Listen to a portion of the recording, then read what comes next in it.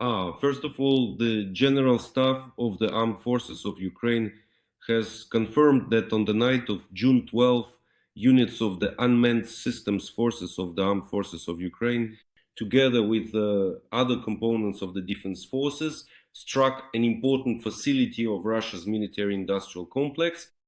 We are talking about the Rezonit Technopark, which is located in the Moscow region. The strikes are getting closer and closer to Moscow, and they are proving to be increasingly successful. Of course, we are expecting strikes on military facilities within Moscow itself, particularly on such sites as Moscow City, the large business center.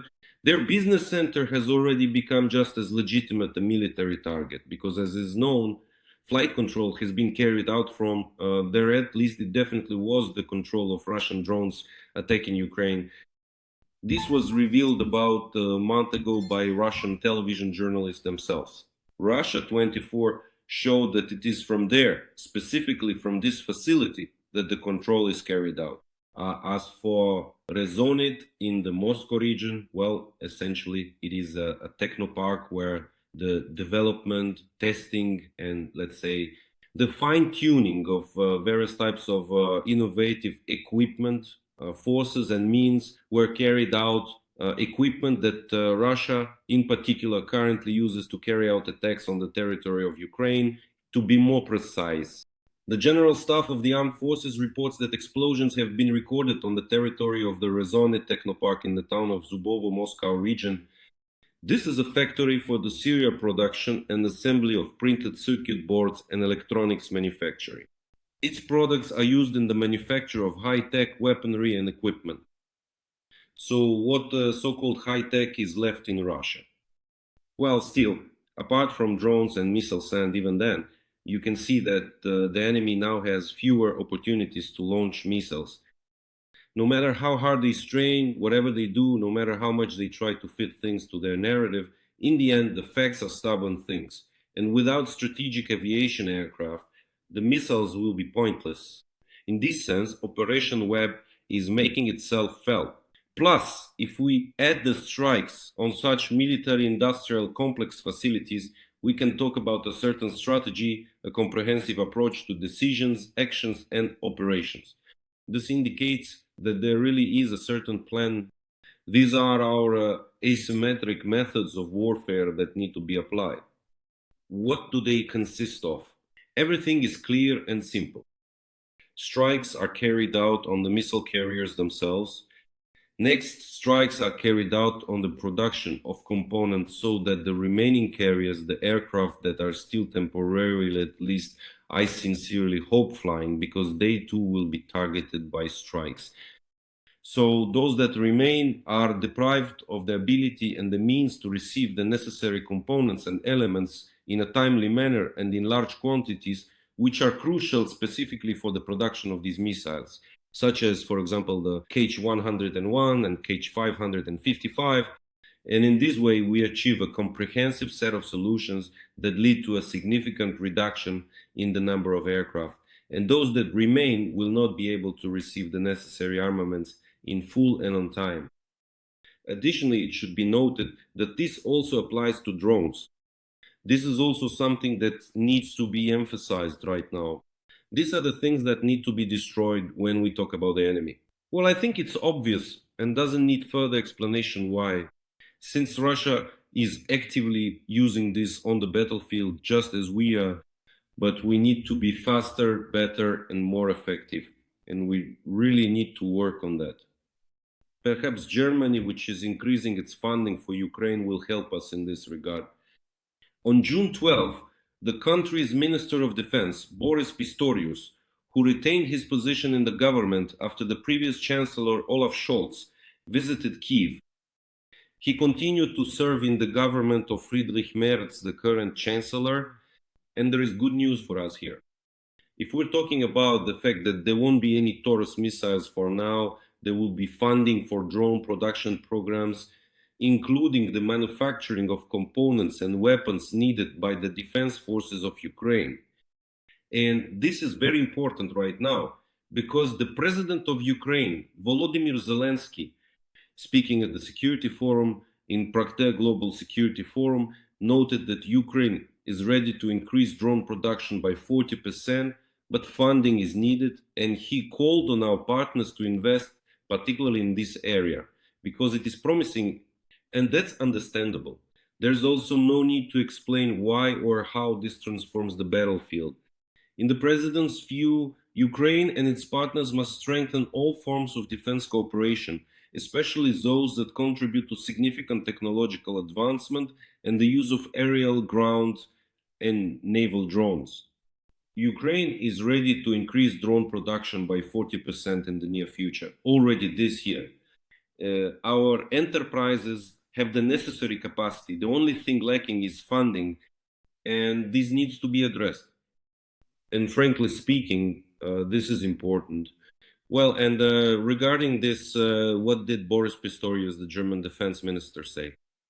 We are doing everything possible to support Ukraine so that it can defend itself and find itself in a position where Russia will be ready for serious negotiations. The head of the German Defense Ministry condemned the intensified Russian strikes on Ukraine.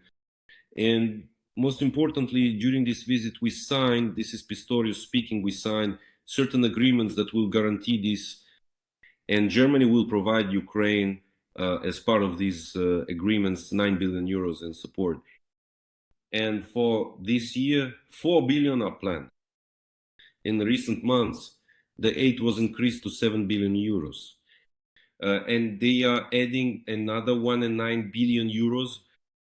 Well, and it still needs to be resolved. Berlin will participate in financing the production of long-range weapons for Ukraine.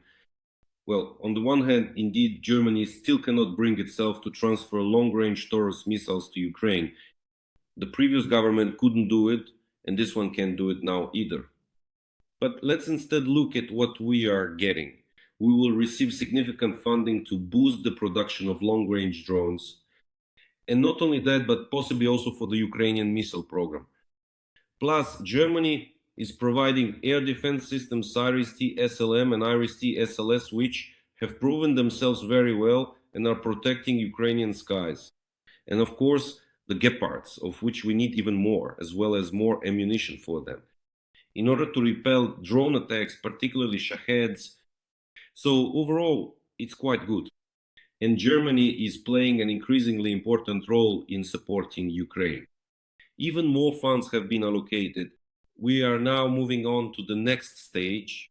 It was inevitable because when the stockpiles of weapons in warehouses, those weapons that were previously available running out, it became clear that, well, the question arose that it was simply necessary to produce more in order to supply Ukraine.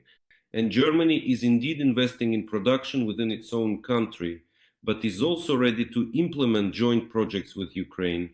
That's exactly why this is very important for us. That's precisely why it's such a strong support for us, no matter how things actually turn out in the end. And I think that other countries may follow this example as well. Germany is a leader in the European Union, no matter how you look at it economically, and many people follow its example. France is a competitor. It's clear that official Paris, despite the friendship, but they are still watching closely. So basically, that's the situation. And the cabinet of ministers of Ukraine has allowed the use of private aircraft. Ultimately, this was done to combat drones. How will this work? It's also clear that appropriate machine guns will be installed where possible, and where not possible, they won't be. This task will simply be carried out by a machine gunner who will be positioned right next to the pilot and who will just shoot down any incoming drones. However, in any case, this development significantly strengthens our overall capabilities and operational capacities, and that is also extremely important for us. And in the meantime, if we talk about the situation regarding the meeting in Istanbul, its future remains uncertain. But apart from that, we see that there is, if not the only, then in fact, the only positive outcome from the negotiations taking place in Istanbul. Ukraine is insisting on our conditions.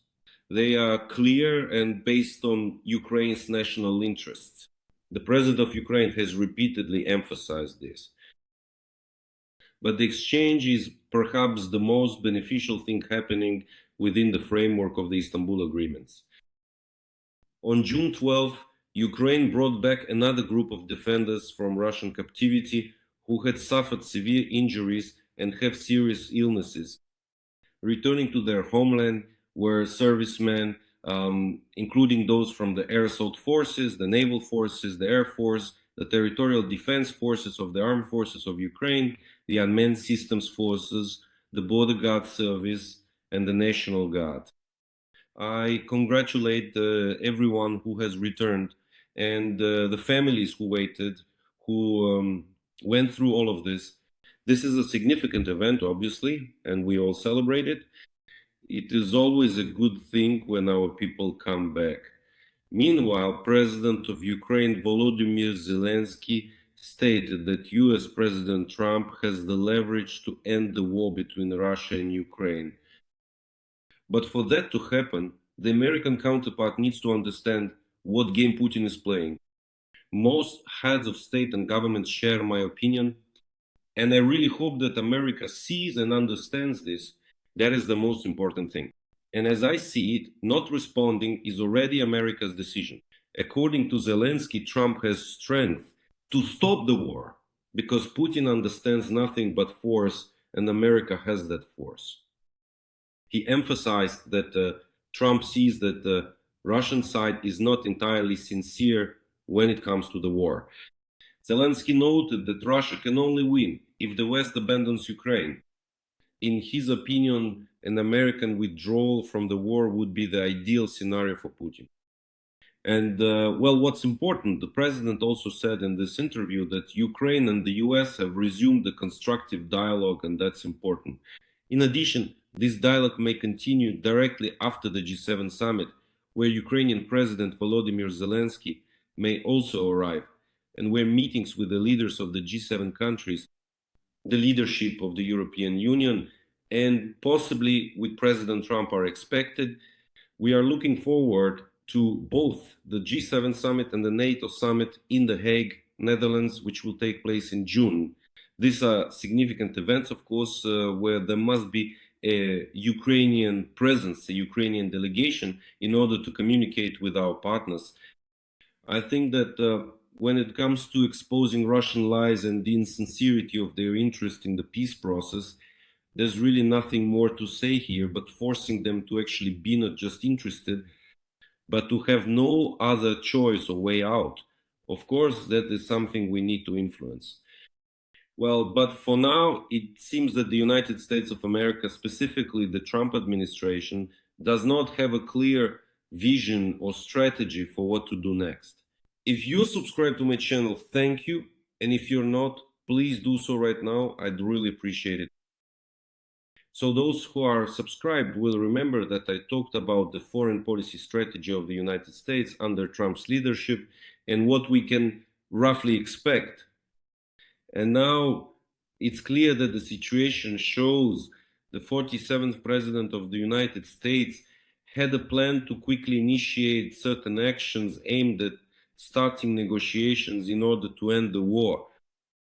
As part of this strategy, Trump used levers and elements of pressure, including on Ukraine, by suspending aid, intelligence sharing, and so on. We've been through all of this, we've seen it all. The culmination of this was the meeting and visit of Volodymyr Zelensky, the president of Ukraine, to Washington on February 28th of this year. We all remember how that ended. In fact, Ukraine engaged in a constructive dialogue, taking an absolutely clear and open position with its partners. Pressure was put on Ukraine, and only threats of pressure on Russia were made without any real actions or deeds. And in fact, that was the calculation of the US president. Well, as he said, Putin will definitely listen to me, we'll talk, we'll have phone conversations. All the conversations took place. And then what's next? And after that, there was no strategy. Let's wait. Let's think about what to do next. Ukraine is offering real steps. Well, then take them as a basis. We're providing concrete solutions. Why not talk about this? No, well, let's just wait, maybe for something else. Why? It's not clear. Because again, without putting pressure on Russia and without allowing Ukraine to carry out a global web, whether it's Operation Anaconda or Web 2.3, or any other operation that would actually allow us to strangle and destroy the Russian Empire, how else can this be resolved? There is no answer. But the issue is that Trump is still giving Putin time and hesitating to make decisions. And he talks about it because, for example, in an interview with Photos, Trump stated that, well, he was asked what trump cards the US has to force Russia and Ukraine, mainly to force Ukraine. Do you understand? Why should we be forced? Force Russia. They're the ones who started this aggression. It's a ridiculous situation, excuse me, to end this war. And so the president of the United States replied that they are losing 5,000 soldiers every week. Again, notice how Trump operateshe uses cliches. He keeps repeating this 5,000 figure all the time. He's been saying this for about 2 months now, that it's exactly 5,000. The journalist pointed out that Putin doesn't care about that. And Trump replied, maybe he doesn't care. I'm starting to think he doesn't care. He's losing a lot of soldiers just like Ukraine is. We'll see what happens next. We'll see. So just watch. Well, that's how it is.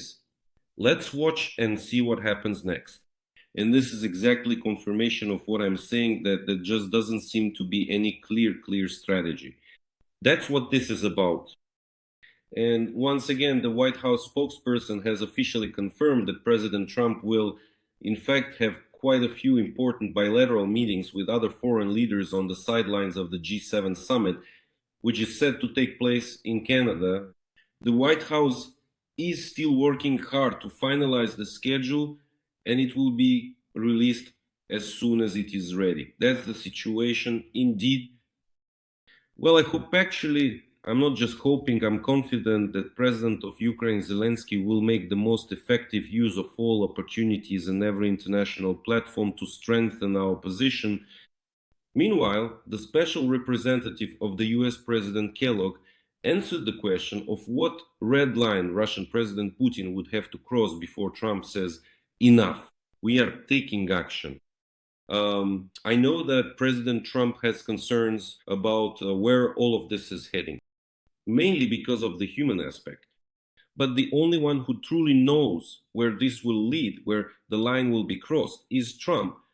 It's in his head, and when talking about all of this, that it has gone too far, that the losses are terrible, only Trump makes that decision. Well, that's absolutely clear.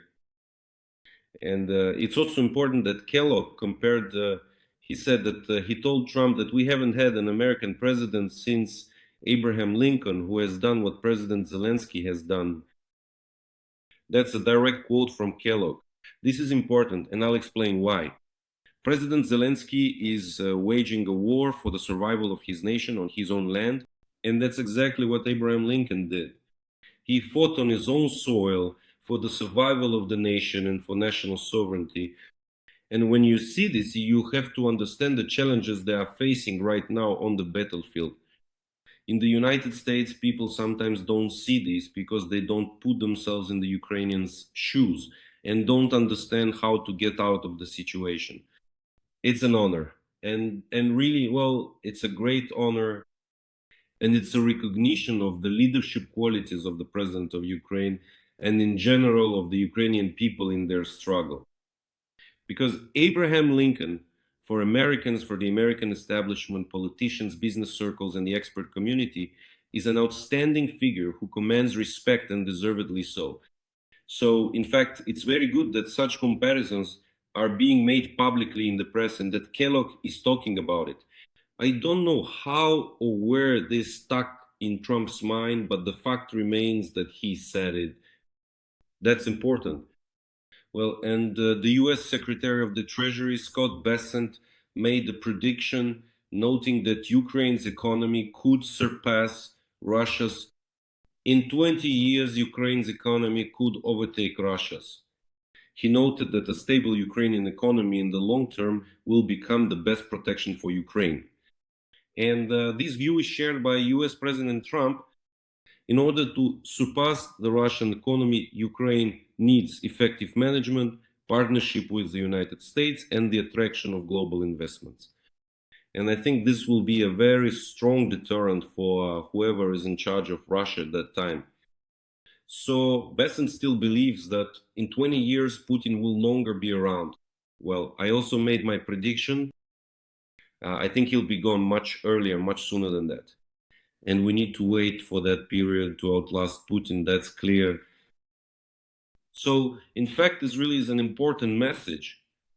Well, and the president of the Czech Republic criticized the West's indecisiveness and called for action in support of Ukraine. Petr Pavel, a friend of Ukraine, noted during the GlobSec forum in Bratislava that so far there are no signs or intentions that Russia is ready to stop its aggression.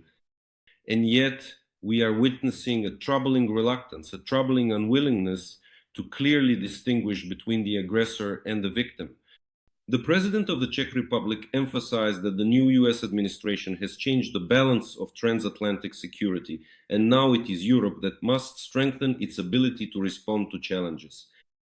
It is time to draw the necessary conclusions from the fact that the role of the United States in European security has changed, and to enhance Europe's ability to respond accordingly. Well, that's absolutely correct. It couldn't be any other way. Meanwhile, the Washington Post reports that Moscow is stepping up its influence in Moldova, trying to destabilize the situation ahead of the parliamentary elections.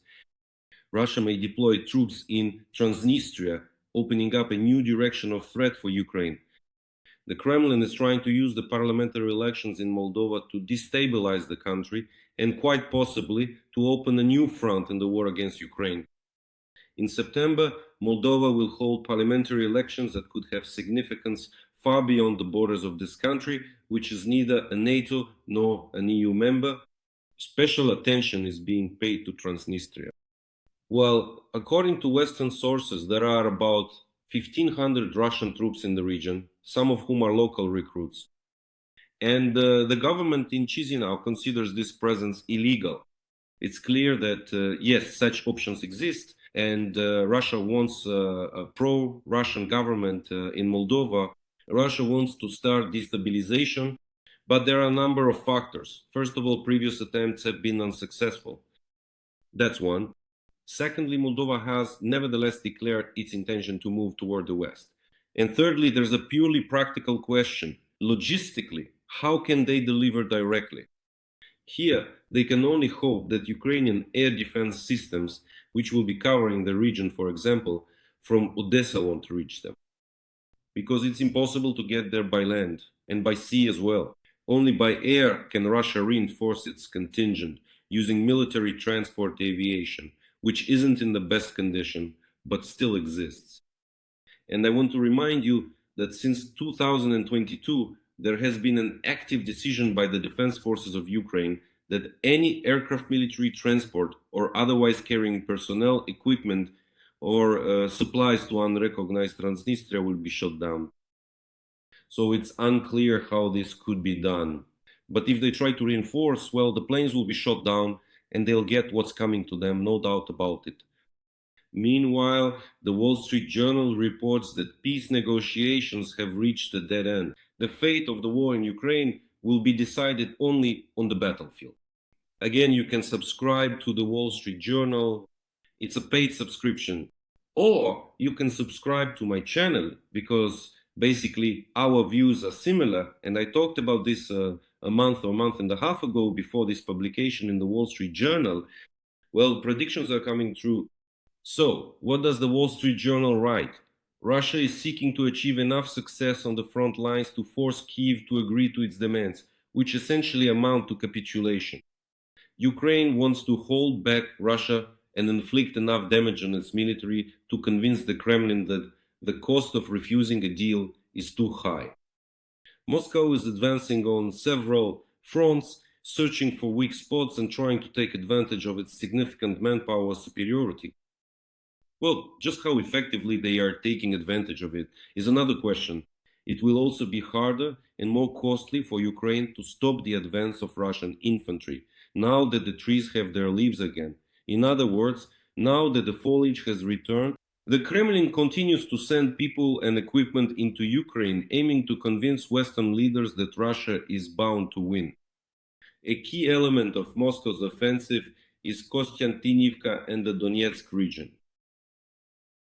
Well, in fact, there's nothing new here, but it's also important to understand this point of view, which coincides with my own forecasts, that indeed the battlefield is decisive, and by the end of autumn, or at least until the middle of autumn, it's not worth expecting that Russia will enter into any significant negotiations. But it's also not worth thinking that there will be any major successes.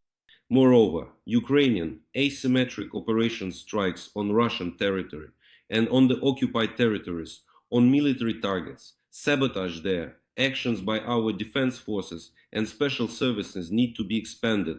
This will also bear fruit. So the struggle continues. Meanwhile, things are heating up in the Middle East. Once again, Israel has set an example.